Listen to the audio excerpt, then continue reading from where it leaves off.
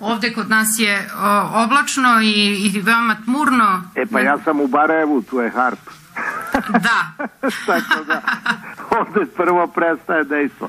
Danas ga isključuju, o tom je red.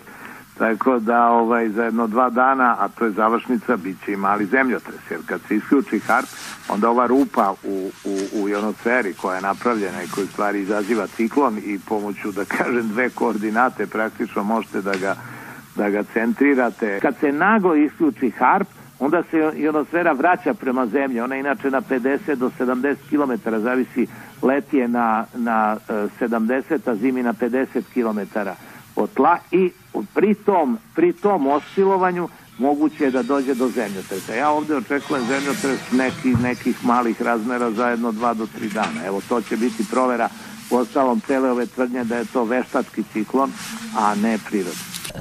Nedavno je pojavila se ta priča Barajevo, te čuvene antene koje utiču na nervni sistem. Ko je to uradio? Zašto je to uradio? Imamo li mi tu kontrolu? Da li je to u skladu sa Ustavom i da li se ta neka vrsta ekocida, genocida, ne znam kako da to nazovem, prema Srbima na ovaj ili onaj način nastavlja? Da, radi se o sistemu HARP koji je postavljen u Barajevu. On je počeo da funkcioniše početkom maja ove godine. Ko je to?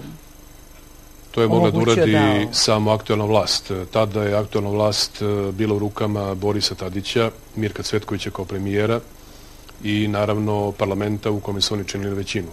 Takvo nešto što je urađeno je potpuno neustavno, potpuno van zakona i nelegitimno, jer taj sistem koji je tamo instaliran, vrlo je poznato da se ne koristi u humane svrhe, da se ne koristi za unapređenje i boljitak života čoveka, nego se koristi upravo za izazivanje ekoloških katastrofa, koliko suša, toliko stvaranjem raznih energetskih talasa koji se zovu tsunami oblaci, odnosno HARP oblaci, stvaranje tsunamija, onda raznih zemljotresa podvodnih i Fukushima. Postoje mnogo ekspertskih radova u svetu koje naravno ja pratim, koji govore da Fukushima nije bila prirodna katastrofa, nego da je bila nesreća izazvana HARP sistemom upravo.